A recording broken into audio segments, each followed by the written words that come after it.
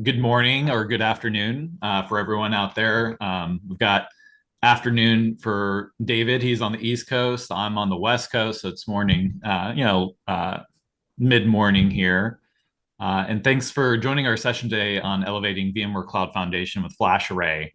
VCF 9 was released earlier this summer and is a major shift. And there's a lot of things that pertain to storage. So, sort of a high level of the agenda, we'll talk about VCF with Pure Storage, what the value is that we bring to the table when you're using VCF with Pure Storage, and also the caveats and things to consider when it comes to external storage and VCF. So I'm going to be your host today. My name is Matthew Webb. I'm a field solutions architect in the field for Pure Storage for virtualization. So what that means is I specialize in virtualization. I work with customers to adopt our solutions in virtualized environments. And I'm based out of the West Coast here in Portland, Oregon. So, David, you want to do a quick intro? Yeah, sure. Basically, there's no reason for me to reiterate what Matt did or does. I do basically do exactly the same thing that he does. I just do it on the East Coast. We split the United States, or more importantly, we split North America because we also cover Canada to cover everything virtualization and VMware related as it pertains to Pure. Yeah, and to kind of interject something here real quick, reach out to us on LinkedIn. That's probably where our social footprint is. I'm not highly on Twitter, but you can find me active on LinkedIn. Same for David Stevens, or find us through your Pure Storage account team. We are field facing. We work with clients day to day, and happy to engage with anyone that's on this call looking to adopt VCF with FlashArray and Pure Storage. Over to you, David. All right. Yeah. So today we want to share, a snapshot of why Pure Storage is trusted by so many people across the world who are looking to, take advantage of storage behind VMware. We deliver, as it says on on this slide here, the world's most advanced data storage platform. And I honestly 100% believe in this, even though it is kind of a marketing slide. We're not just selling hardware; we're offering a unified storage as a service experience that works across all your on-premises environment, the cloud, and hybrid environments. And so what this really means is we're built on a proven non-disruptive evergreen architecture, and I'll explain what that means shortly. It gives you the ability to easily save time, money, and energy. And this core promise that we make is a preferred choice for leading brands and giving us one of the highest net promoter scores in the industry, as you see on here. And just to give you a little background, that net promoter score that's 81 on the screen, that is on a sliding scale between -100 and +100. We're competing with Apple in these ranges when we look at our NPS numbers. So this includes everything you see on here includes 40% of U.S. federal agencies, including 3 branches of the DoD, and roughly 63% of Fortune 500 companies.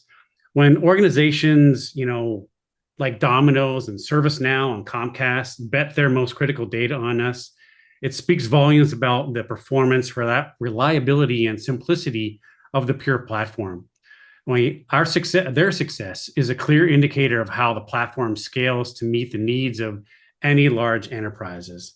And so, as you see, it says, we've been recognized 6 times as a great place to work in technology. And I will echo that, and I'm sure Matt will do that also, is we enjoy really working every day, working together. It's a great location and a great company to work for.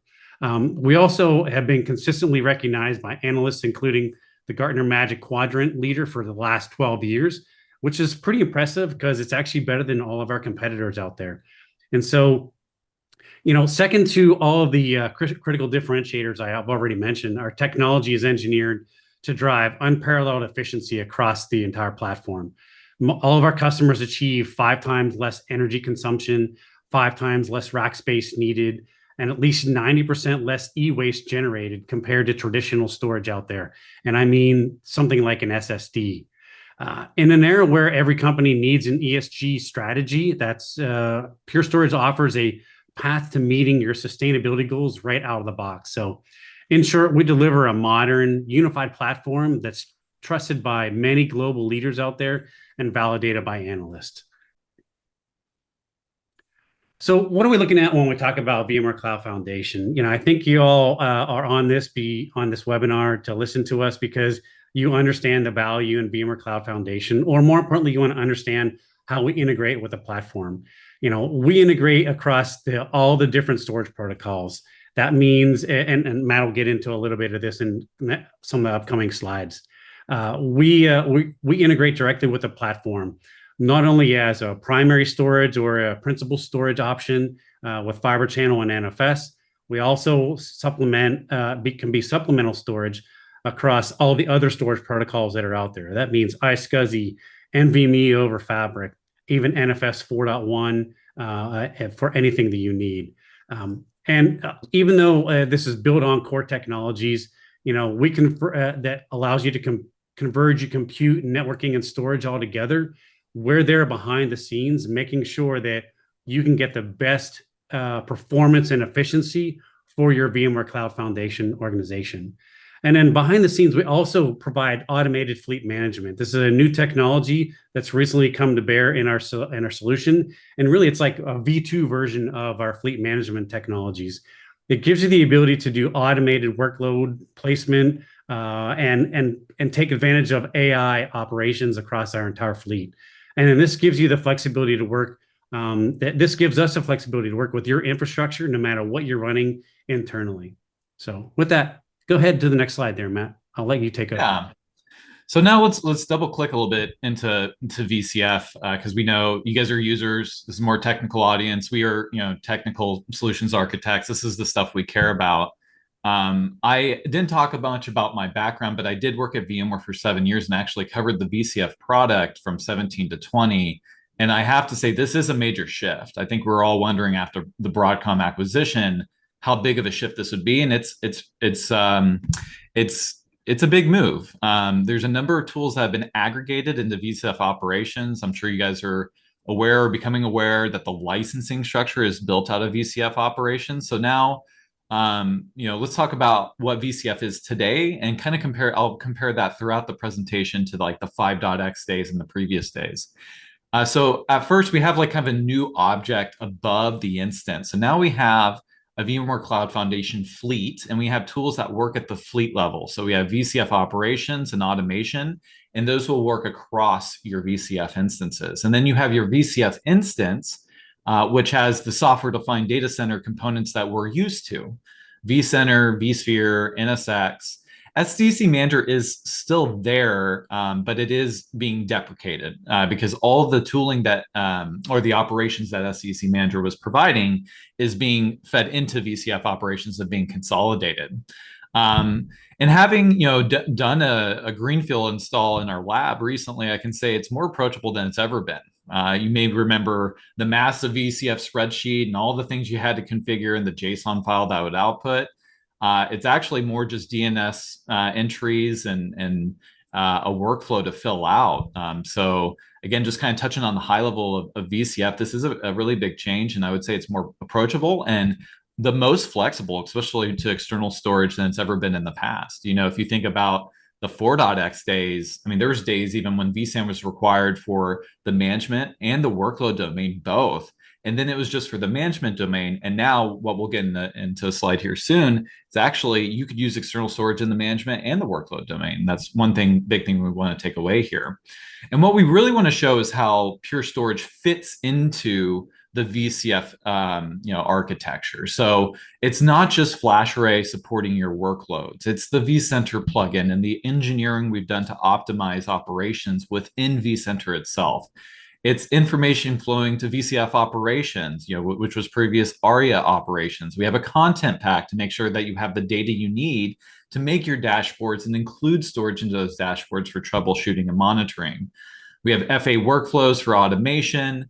Obviously, everyone knows us for our FlashArray family. That is the primary product that we leverage for data stores for our virtual machines, whether that's NFS or block. We do both. We are a multi-protocol array. We'll talk a little bit more about that.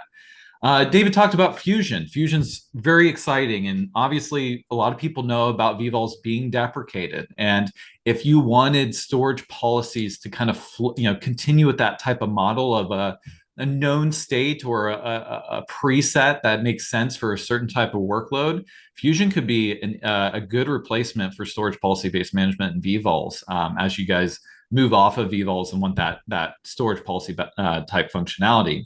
We have Pure Protect for disaster recovery if you're looking at protecting VMware workloads.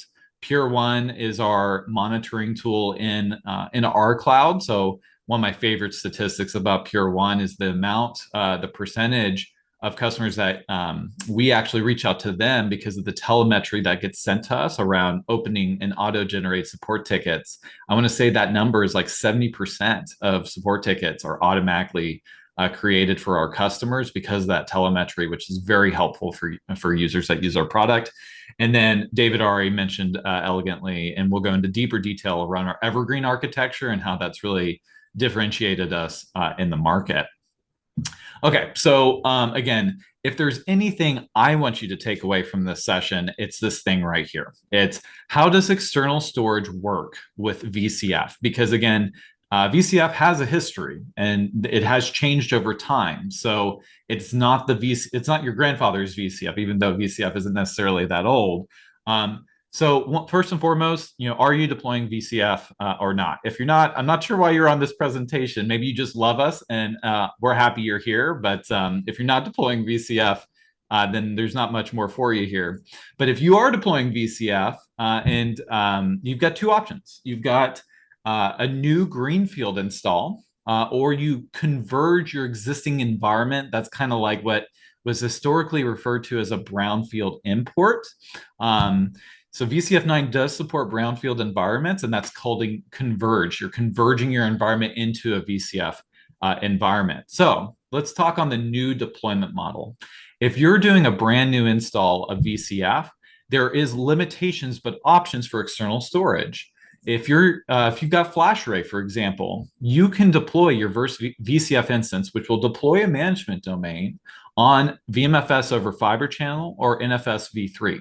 Obviously, vSAN is still there, and that's still an option that you can leverage. But if you want to use external storage only, it's Fiber Channel or NFS. And we've got some content already on our support docs. I'll pop that into the chat while DS2 here, David Stevens is talking. Essentially, we've got documentation around what that looks like in both a Fiber Channel implementation or NFS implementation. Now, if you're converging an old environment into VCF 9, there really is no limitations. It imports the vCenter and whatever data stores the vCenter and those ESXi hosts have. So again, I'm just going to reemphasize, I sound like a broken record here, but this is the number one thing I think I want you to take away, is that VCF 9 is the most flexible for external storage that VCF has ever had. So you can bring your FlashArray environment into VCF 9. It's just making sure, how am I going into VCF 9, which there's already a ton of work that you're looking into around prereqs of importing an existing environment or starting a new greenfield environment into that. So just kind of like, I'm big on, at least showing something in the UI to prove what I'm saying. And it always helps because we're users, right? I'd like to see it in the UI. This is the VCF installer that I went through about a month and a half ago on the storage specific point. And so you can see here I'm using NFS v3. NFS is a great option for FlashArray. We actually have some really cool functionality around monitoring and auto directory to see per VM statistics. At the end of the day, NFS v3, I think, is the easiest way to deploy VCF 9 in a new instance on FlashArray, because all you have to do is create the share and then put that information like you see here on the screen. If you do Fiber Channel, there is some prerequisites that you have to do. You've got to go ahead and discover your paths. You've got to connect it to the ESXi host before you start going through the installer, right? So there's some prereqs you have to do there. Not a ton of extra work, but a little bit of extra work. NFS is, I think, a little bit more streamlined, but you can make that call for yourself once you do the research. So now we're going to get into Pure Storage for VCF. Like, what's the value that you get with Pure Storage and VCF? And I'll turn it over to David. Started talking almost before I was off mute. So yeah, love Zoom, right? So yeah, this slide really says it all. I mean, we believe in built-in features, not bolt-on afterwards, which is what I have to say a lot of our competitors are doing. They've been around many years longer than we have, so we've been able to take advantage of that. But you're going to find out that there are no bolt-on features or afterthoughts for our solution. Everything you see here is natively integrated into the Purity operating environment. You can think of that as the firmware or the operating system, however you want to think of it. You don't need to purchase, install, or manage separate software or appliances to make all this work. This integration is what makes our platform so simple, resilient, and powerful. And we can group these features into three main themes. So with Purity, you get unified block and file services. That means whether you're supporting structured databases, that means block primarily, or in structured data like home directories and backups, that typically means file-based file systems in this instance. You can manage it all from a single pane of glass, eliminating storage silos across your infrastructure. And so to drive efficiency, we bake in data reduction and compression, and it's always on, maximizing your effective capacity on our arrays. And in a few slides, actually, I think it's the next slide, I'll get into some capacity numbers later or shortly. So finally, we ensure your IT operations are effortless. Features like non-disruptive upgrades and live workload migration mean you can perform maintenance, scale your environment, and refresh hardware without ever impacting your applications. And this eliminates maintenance windows and gives you truly always-on operations. I will say that when I first got the Pure, I'd heard about non-disruptive upgrades. I've worked for several other storage companies in the past, and they always tried to talk about non-disruptive upgrades.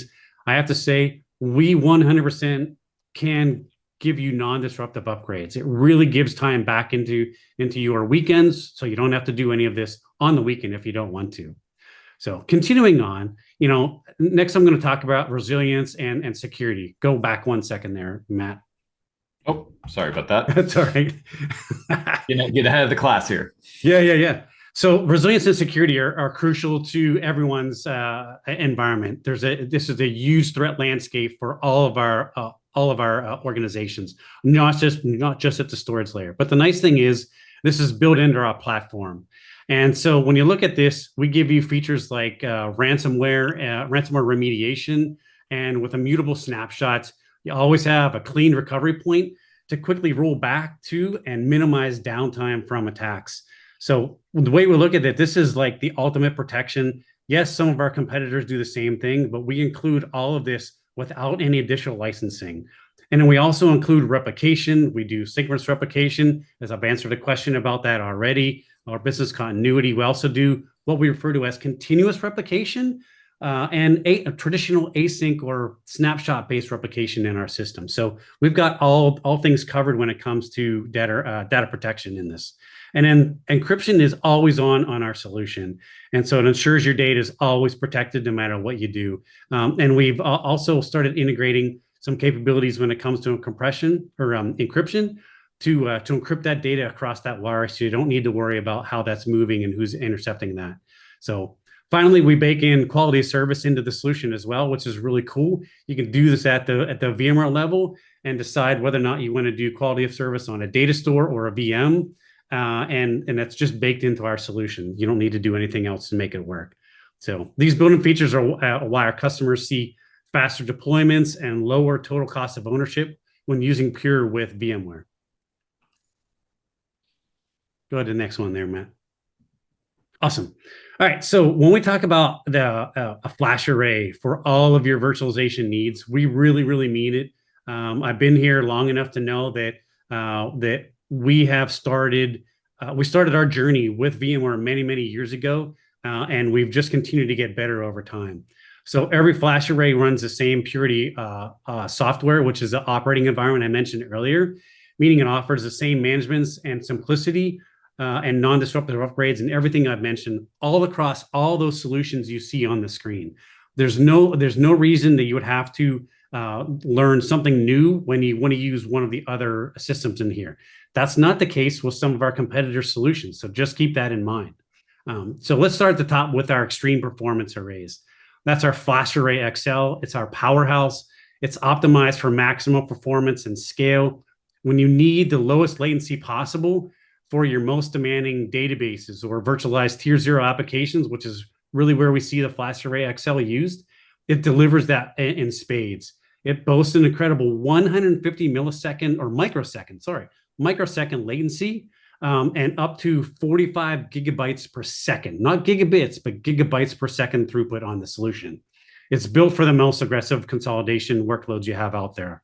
And then the FlashArray X, it's next down in the performance tier, but it still does, still holds its own.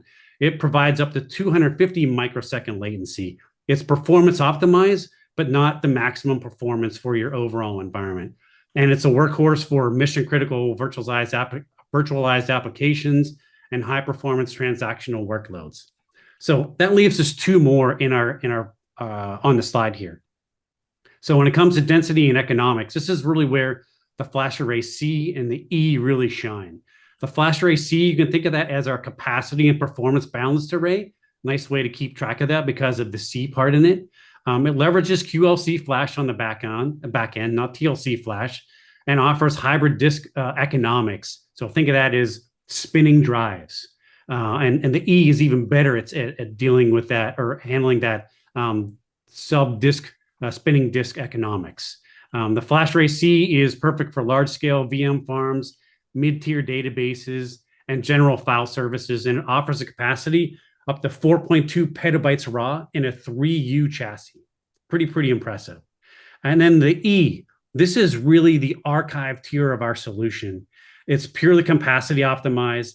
It's how you consolidate all your large scale out database backups. It really shines well at backups and secondary storage onto your an all flash platform. A lot of folks think they don't need all flash for backups, and in general, that's probably the case.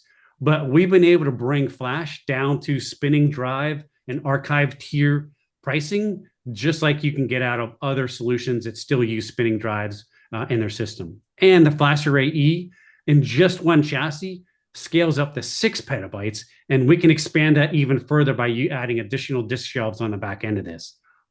All of this, if there's one thing to take away from this, is you don't have to compromise on which one you pick. With the FlashArray family that you see on the screen here, you can choose the array optimized for your specific workload, knowing that you get 100% all flash technology behind the scenes and a same evergreen subscription that gives you that non-disruptive upgrades. All right, so this is a really cool one, and I forgot to bring my my direct flash module, which you see on the screen. It's always cool to see it in real time. I usually have it. I just forgot to grab it this morning. But this slide illustrates that is the secret, one of the pieces of the secret sauce behind our efficiency and performance. So direct flash is very different. It's different than traditional storage, such as traditional SSDs used in our competitor solution. And because SSDs have a complex controller that hides the data in the NAND flash from the array on traditional. We threw that piece of the SSD out, and we've removed it, which also removes some of the latency introduced by using traditional SSDs. So direct flash is a co-design approach that we've taken. Our co-founder, actually our founder, who's still around today, figured this out many years ago, which is why we now have direct flash modules and we don't use traditional SSDs that you see in the market. There's no hidden flash. Our arrays and Purity is able to have 100% visibility of all the NAND flash on the system across all the direct flash modules in the system. So this allows us to control wear leveling and garbage collection that happens on traditional SSDs in the system. We also have globally software-defined infrastructure, because that means that we can achieve global data reduction across the entire array, not just at a single SSD. And then we're super ultra dense, as I mentioned, in the FlashArray E. We're using QLC technology, and this direct flash module today offers 150 terabytes. Today, the largest SSD you can get in a system is 68 terabytes. So we're more than double, we're more than double what you can get in a traditional SSD. And soon, in January, I believe it is, we're going to have one of these modules that can hold 300 terabytes. So those numbers I mentioned before are just going to double in size as we continue to add 300 terabyte direct flash modules to our system. So in short, it's the engine behind our system, and it's really really cool technology. So if you ever go to any sessions and you see Matt and I there, really want to encourage you to come by. One of us will probably have a direct flash module to show you this. All right. So next, when it comes to deploying and provisioning, I mentioned a little bit, and Matt mentioned it. We talked about Fusion, and we also have a vSphere plugin that you can utilize that prevents the ability for you to need to go back and forth between two UIs. You don't have to go between the flash array UI and then in Virtual Center. If you want to deploy a new data store, it's going to be 5 questions in the wizard in our plugin, and we literally go off and do what we need to do on the array, come back, refresh, and tell the ESX hosts to do what they need to do. And whammo, you have a data store that you can easily start putting VMs on really, really fast. If it were Matt and I behind the scenes trying to do this, I'm doing the array part, he's doing the vSphere part, we wouldn't be able to do it anywhere. We wouldn't be able to do it any faster than what the plugin can do it today, because it's all API driven. And that's the way our entire solution is architected. Everything is an API call. So even when you use our UI, it's making direct API calls behind the scenes. I've already kind of covered non-disruptive everything, but when I talked about synchronous and asynchronous and continuous replication, but that's one of the ways we do this. We also had mirrored NVRAM behind the scenes. I talked about our stateless controller architecture. We've removed that piece from our direct flash modules.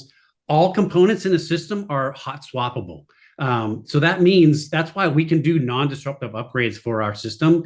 We have, in a later slide, I'll talk about this a little bit more. So I'm going to pause right there on that piece, but I think you'll be pretty impressed on what we can do.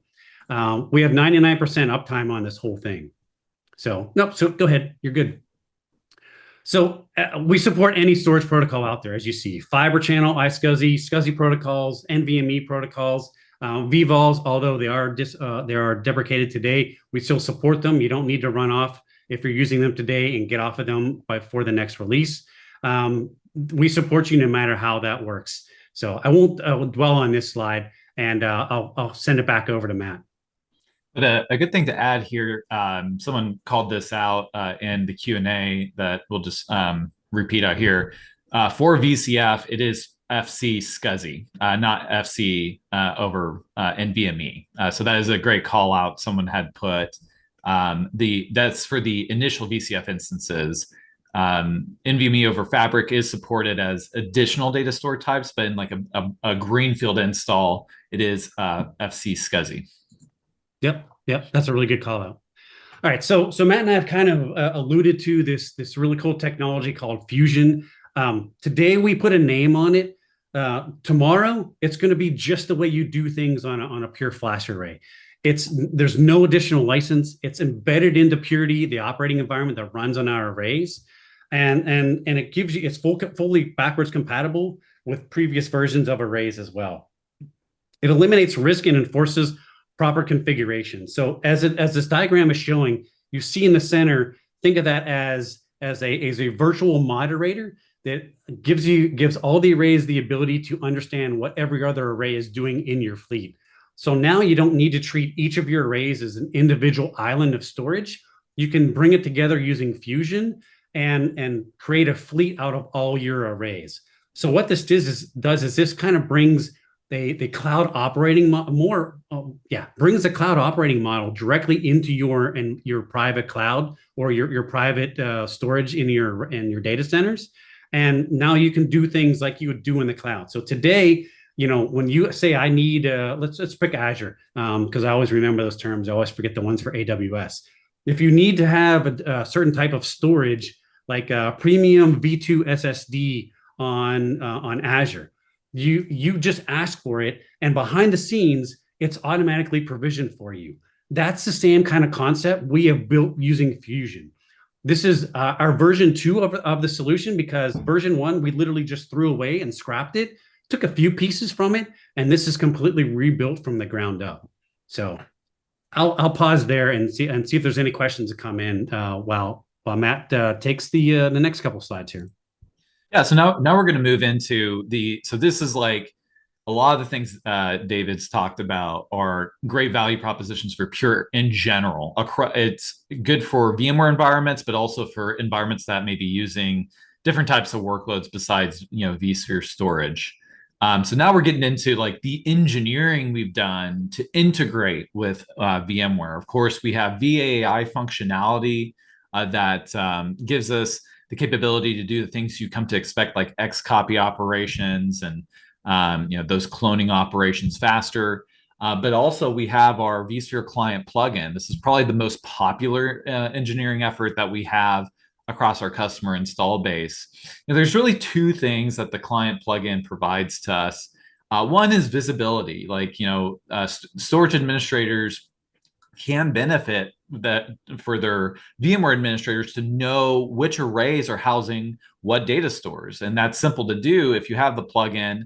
It's a little bit more cumbersome to pull up serial numbers and then correlate it. But when you have the plugin, you just go click on a data store and you say it's on this flash array. So if you have multiple flash arrays, you just click on it and now you've got that information. So information at your fingertips that would be in Purity is bubbled up through vCenter. Things like workload percentage. That's one of my favorite metrics that I have here that we didn't necessarily have at other storage manufacturers I worked with, which is taking a combination of compute, memory, and storage processing inside the array and give you a number of like, when is it full from a performance perspective, not just a capacity perspective. Everyone's got the capacity number, but how do I know? How can I correlate maybe a performance issue with, am I overloading the array or not? So that too gets bubbled up into the vSphere plugin. So it's the visibility that really makes the vSphere client plugin powerful, as well as having these operations at a different object level that just make the day-to-day so much easier. So maybe I added a new host into the cluster and I need to update the WWNs or the IQNs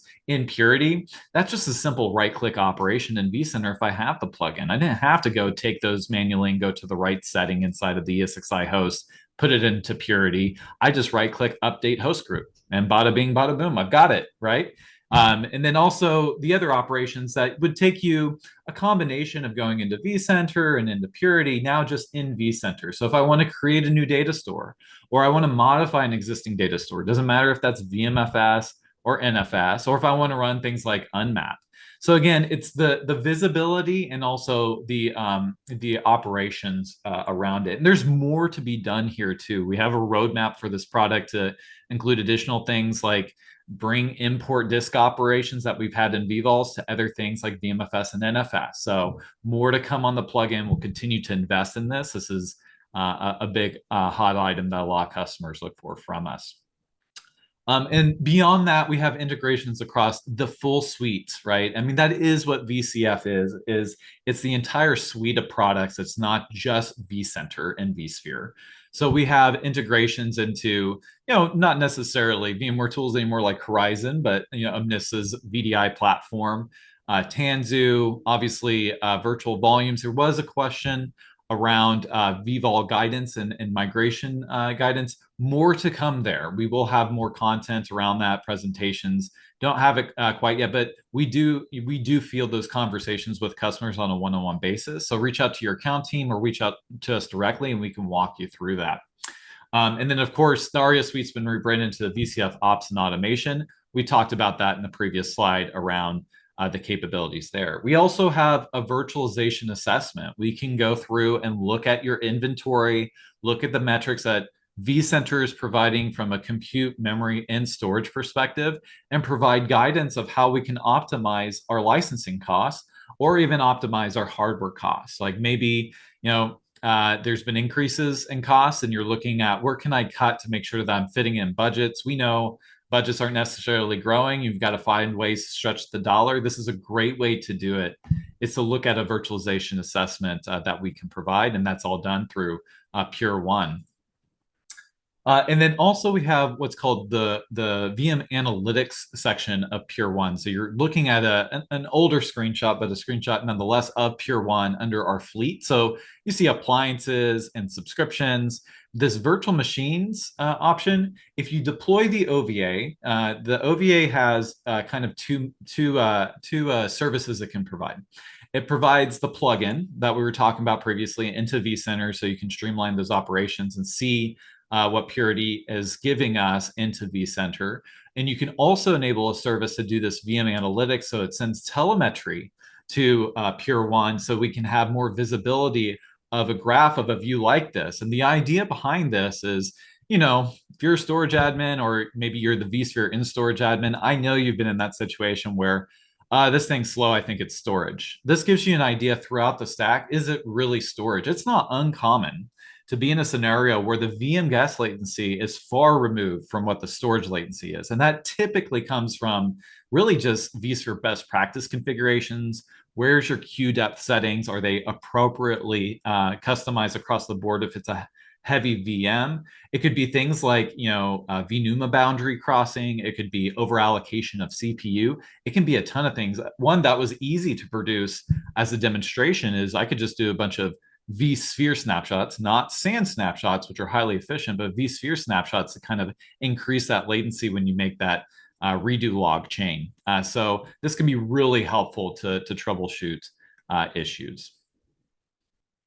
And over to David on Evergreen. Oh, still on mute. Yeah. Once again, okay, you're working hard to get the Q&A. You guys have some great questions. Yeah. So we get into it. It's easy to forget. Yeah, this has been great. Yeah. So yeah, gotta love Zoom once again. All right, so this is kind of marketing slide. So just bear with me here. Everything we've discussed up to this point, all the advanced hardware features, unified Purity software, direct flash, and all that stuff, it converges into our Evergreen service. And so we haven't really described that too much. So that's where I'll try to go into there. It's a different way to consume your storage. I talked about the cloud operating model, and this slide kind of sums all that up. It gives you the ability to pay for your service, pay for your storage in multiple ways. So the modular design that's displayed on the screen here means you can expand your capacity or upgrade to the latest controllers without forklift upgrades. Remember, that's the non-disruptive upgrade that I talked about. This really does work, and we've had customers that have been with us almost since the beginning of time who have taken advantage of this, and I'll talk about that on the next slide.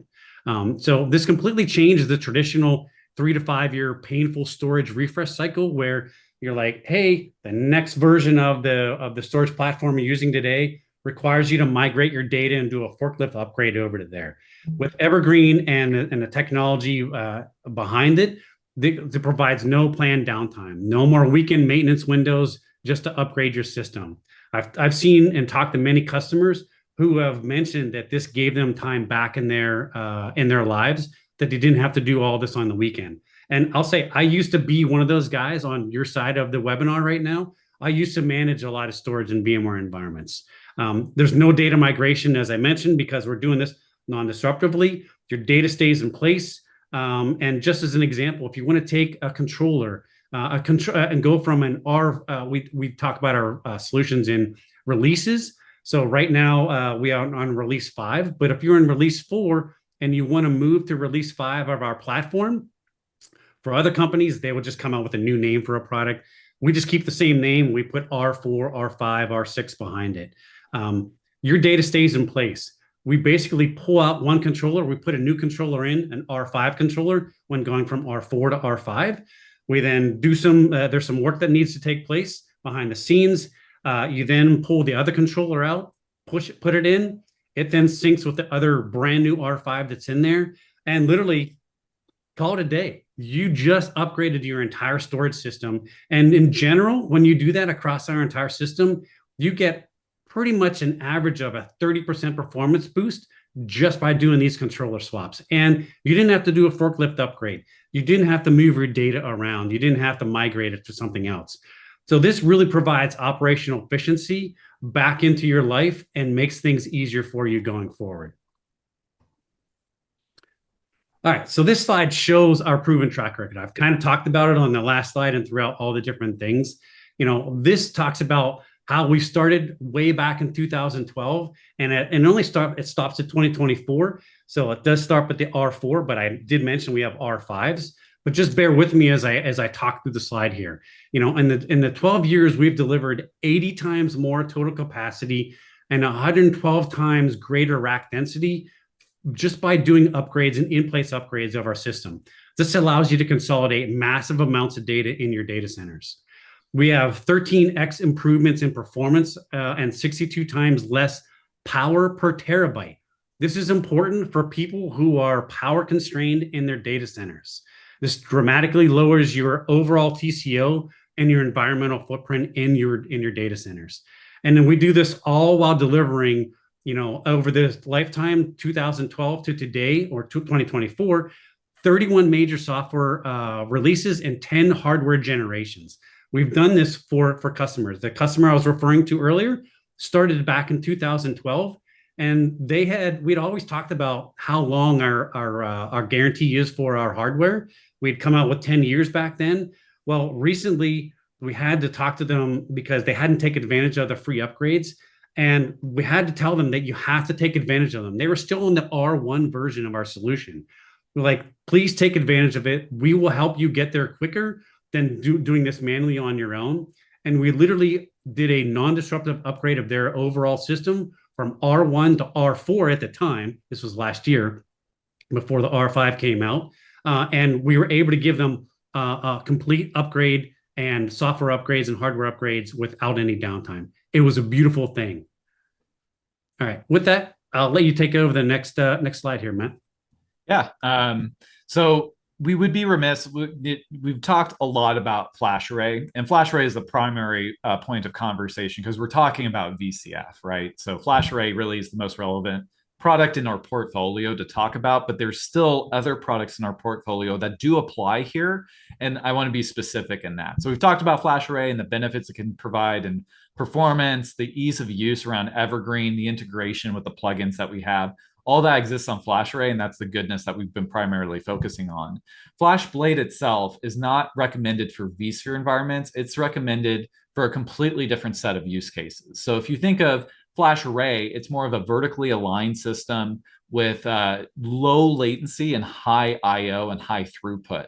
FlashBlade is meant for more parallel processes, not singular like virtual machine data store type of processes for object and file. So it serves a different use case. So you don't quite get the lowest latency when it comes to more of like VMware based data stores. Again, just not designed for that. It's meant for that scale out architecture versus a scale up architecture for things like AI and ML object usage. If you've got maybe containers that you run in virtual machines, maybe you run Kubernetes on top of virtual machines, and you're starting to build applications that call out to object versus just housing it inside on stateful virtual machines. FlashBlade's a great solution for that, and what you should look at. So again, FlashBlade is more for sort of think of it as like the guest OS access level, not the actual data store that the VMs sit on. That's where FlashBlade fits in, and is a great product. We've had massive growth in this product because unstructured data is just growing exponentially. And we didn't give enough time to Pure Storage Cloud. I think there's going to be another session next week that you guys should look out for if you're more interested in that. This pertains to workloads that are running in Azure and AWS. And if they could be VMware or they could be native instances on Azure VMs or EC2 instances. The idea is to build a SAN in the cloud using the same software engineering that we've done, but re-architecting it to work with the underlying cloud offerings that we have in managed disk or EBS, not EBS volumes, but volumes inside of Amazon's data center. So Pure Storage Cloud, both big takeaway. Both for VMware-based workloads in the cloud, so think EVS, Elastic VMware Service, or Azure VMware Solution, but as well as native cloud VMs, Azure VMs or EC2 instances in those. And then, of course, it wouldn't be a presentation without going over learning more. Feel free to scan these QR codes. We have technical walkthrough demos that Jason Langer's been working really hard on. They're great walkthroughs. If you want to see end-to-end what the vSphere plugin can do, go check that out. We're also going to have new videos around a walkthrough of how to deploy VCF on Pure Storage. So that's be coming out soon. The VMware platform guide, we have multiple team members that work really hard on support.purestorage.com and making sure that content's up to date. You see something off, reach out to us. We're constantly updating this content to make sure it's fresh. And then to learn more about FlashArray, check out the QR code on the right.